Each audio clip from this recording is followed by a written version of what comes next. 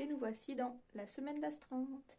Alors, ça c'est mon bureau d'astreinte de la semaine avec le téléphone d'astreinte, mes ordinateurs, mon bazar, ma pièce dans laquelle je passe 20 heures sur 24 quand je suis d'astreinte. Ici, je suis au Ménil chez mon père. C'est là que je fais l'astreinte pour la semaine, du lundi au vendredi. Et après, je rentre chez moi maintenant pour faire l'astreinte du week-end. C'est ce que je fais à chaque astreinte parce que mon père habite quand même beaucoup plus près du bureau de Paris. Et les semaines d'astreinte, ça m'arrange beaucoup. Pas que j'ai besoin de me déplacer si jamais j'ai une alerte, mais en fait, si jamais une alerte se déclenche quand je suis dans le train et que j'arrive de maintenant et que j'ai 2 heures de train, c'est quand même beaucoup plus compliqué. Alors, comment ça se passe les astreintes au support technique chez nous? Eh bien, c'est des semaines d'astreinte, donc du lundi au lundi. Chaque personne a une semaine, on n'enchaîne pas heureusement 2 semaines, hein. Donc ça revient tous les 8 à 9 semaines à peu près. Donc qu'est-ce qu'on doit faire dans ces moments-là? Qu'est-ce qui change par rapport à une semaine normale?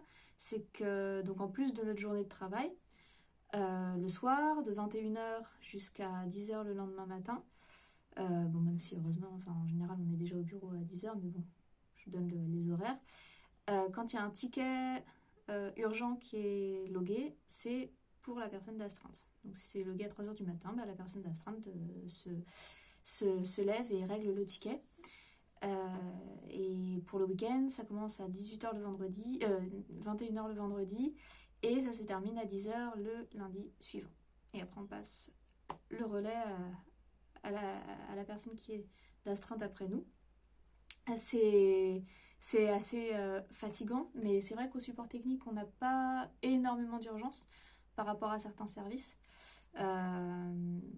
Mais malgré ça, j'arrive quand même à être stressée parce que c'est vrai que je suis pas là depuis vraiment très très longtemps.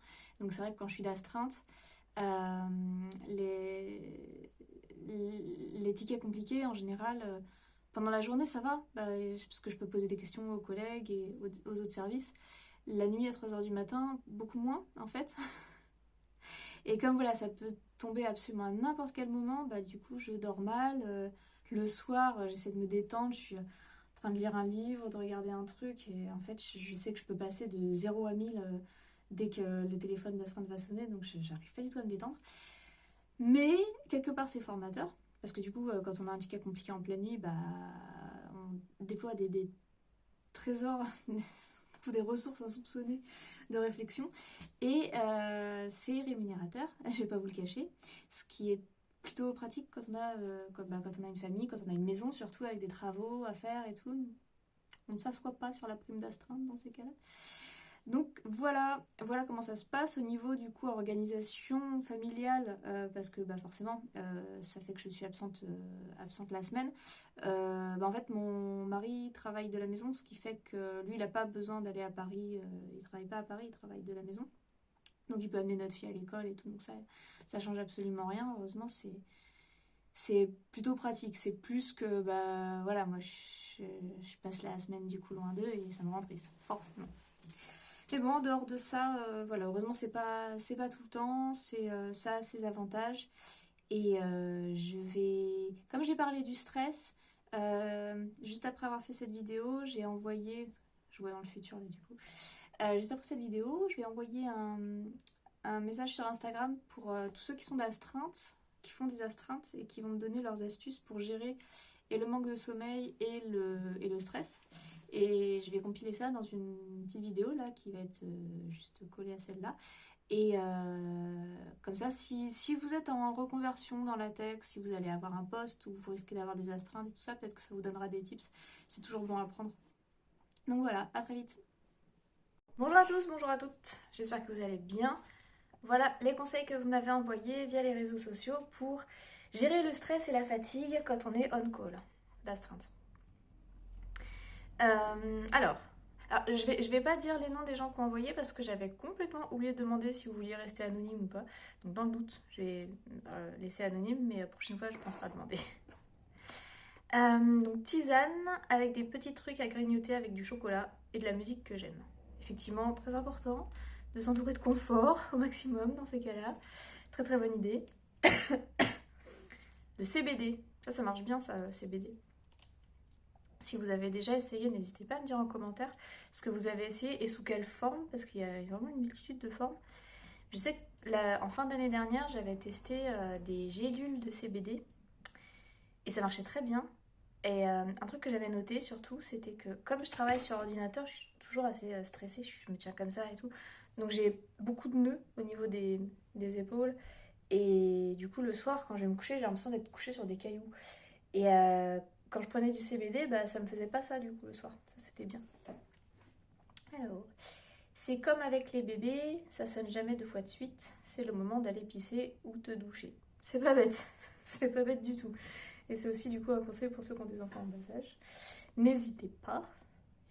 Avoir la TV avec la télécommande à portée de main et des piles neuves. Ça, c'est pas bête aussi parce que le soir, bien besoin de changer les idées dans ces cas-là pour éviter de se dire que le téléphone il va sonner toutes les 5 minutes. Et d'ailleurs, quand j'étais d'astreinte la semaine dernière, j'ai regardé un film qui était tiré d'un livre de Balzac, La cousine bête. Et en fait, c'était joué par des Américains. Et un des personnages principaux, c'était le Dr House. Oh, what the fuck. Je l'ai regardé en entier, j'étais complètement fascinée, mais c'était assez inattendu. Raclette, apéro, Avengers. Ouais. Ça, c'est un message de mon mari. Effectivement, après une astreinte, une bonne raclette, ça remonte le moral, ça fait du bien. Bah, d'ailleurs, après la première astreinte que j'avais faite, il m'avait fait une grosse raclette et c'était sympa. Sans battre les couilles, ça te fera pas un deuxième trou au fion si tu n'y arrives pas. C'est effectivement très vrai. Prenons un petit peu de recul, personne va nous tuer si jamais on ne trouve pas la solution tout de suite à un ticket à 3h du matin, bien évidemment. Mais voilà, c'est vrai que j'ai tendance à me mettre quand même une certaine pression professionnelle parce que j'aime pas ne pas réussir à faire les trucs, ça m'énerve. Et voilà. Alors l'autre conseil, je peux pas le dire sur YouTube parce que c'est illégal.